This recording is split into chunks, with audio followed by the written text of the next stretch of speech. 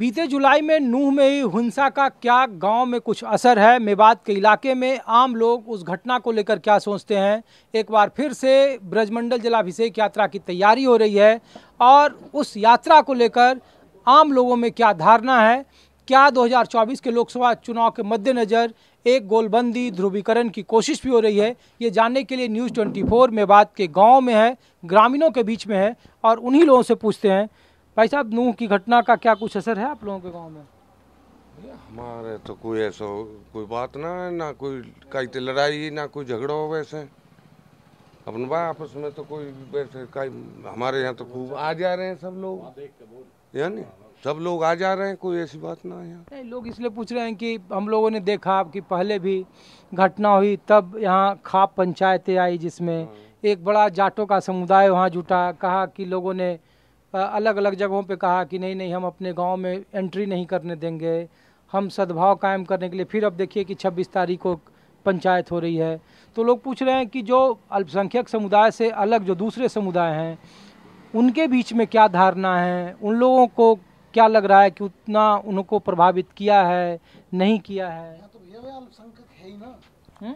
यहाँ तो वो अल्पसंख्यक है ही ना। अच्छा, जहाँ उन्होंने ये दंगा किया है, हाँ, वहाँ तो वो बहुसंख्यक है।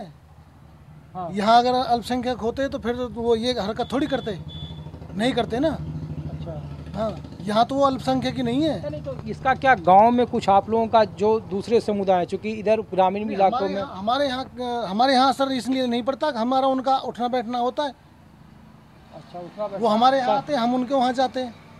इस वजह से हमारे यहाँ तो ना तो उनका प्रभाव पड़ना है और ना हमारे उन पे ना तो हमारा प्रभाव पड़ना है, ना उनका हम पे पड़ना है। लेकिन लोग तो कहते हैं कि जैसे ही जब कहीं कहीं शुरू हो जाते हैं, जैसे मुजफ्फरनगर में उधर शुरू हुआ तो हुआ कि जाट बना मुसलमान हो गया, कैराना में शुरू हुआ तो हुआ जाट बना मुसलमान हो गया, नूह में भी जब शुरू हुआ तो लोग हमारे यहाँ भाईचारा, हमारे ये जो अड़ोस पड़ोस के जो गांव हैं इनमें भाईचारा तो है, लेकिन जो नूह में हुआ वो गलत हुआ। वो तो उनने ही किया है, मतलब गलत जिसने भी किया है, लेकिन गलत किया है वहाँ पे। क्या उसका असर जो सामाजिक तौर पर है, क्या आपके गांव तक वो आँच आई है, क्या वो दूरी बढ़ गई है? नहीं, आँच आई तो ऐसा है ना, यहाँ तो कुछ बंदे आसपास के भी तो थे।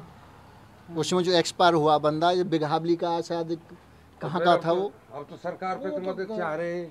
गांगोली के लोगों, गांगोली के 2 लड़के थे जिनको चोट लगी थी, मंडकोला के थे जिनको चोट लगी थी, आलदू के थे भी। अच्छा, एक बात हल्दू बताइए, के लोग भी थे। इसका ये पूछ रहे हैं कि क्या इसका कुछ राजनीतिक प्रभाव भी यहाँ पड़ेगा इस घटना का, जो आज तक सालों से नहीं हुआ था?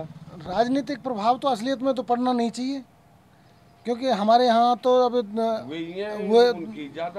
हाँ वोट हिंदुओं की ज़्यादा है, तो इसमें तो राजनीतिक हमारे यहाँ गोलबंदी राजनीतिक प्रभाव का मतलब कि गोलबंदी, क्या हिंदू मुसलमान या फिर जो समीकरण है खास करके हरियाणा में कि जाट और मुसलमानों का वोट, कोशिश तो राजनीतिक यही हो रही है।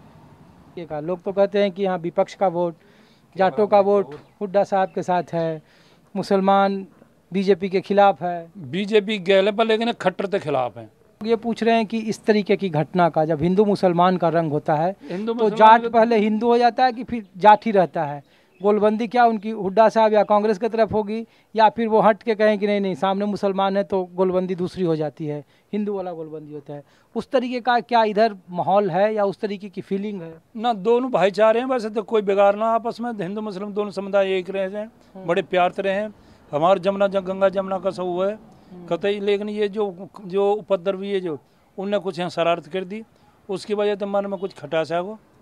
और सर 2024 में होगा लोकसभा चुनाव, जब 2024 में लोकसभा का चुनाव होगा ना जब, तो उसमें रुझान तो जीतेगी तो बीजेपी।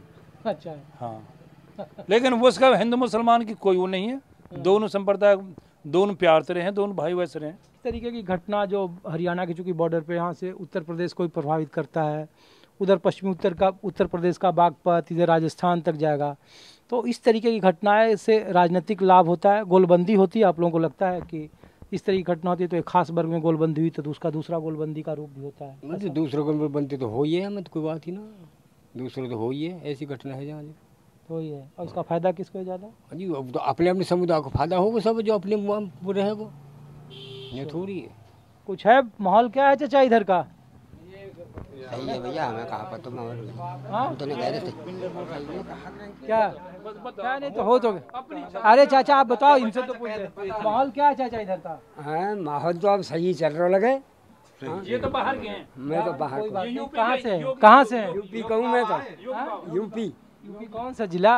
है मथुरा जिला। मथुरा। तो ये बताइए, इस तरीके का घटना जो नूह में हुआ उसका असर है मथुरा में? मथुरा में तो कोई हमारे वहाँ में तो है ही ना कोई उपाय, कुछ नहीं है ना कोसी में भी कोई ना, एक मुसलमान ना हिलो, एक कहें जाते। तो माहौल क्या है 2024 का लोकसभा? आगे को आगे बीजेपी बनेगी। हाँ बीजेपी आवेगी, और कहा कोई और आवे।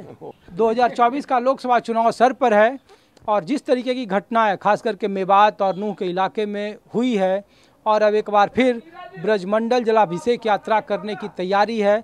हालांकि प्रशासन बेहद चुस्त दुरुस्त है, मीडिया के कैमरे की एंट्री नहीं है। जो नलहड़ का शिव मंदिर है वहाँ से आपको रिपोर्ट नहीं दिखा सकते हैं। 144 धारा अभी भी चारों तरफ लागू है, लेकिन बावजूद इसके सवाल है कि खासकर मेवात और नूह जैसी घटनाओं का क्या राजनीतिक इस्तेमाल होता है। अगर इस तरीके की घटनाएं होती है तो 2024 के लोकसभा चुनाव में क्या ये राजनीतिक मुद्दा बन पाएगा?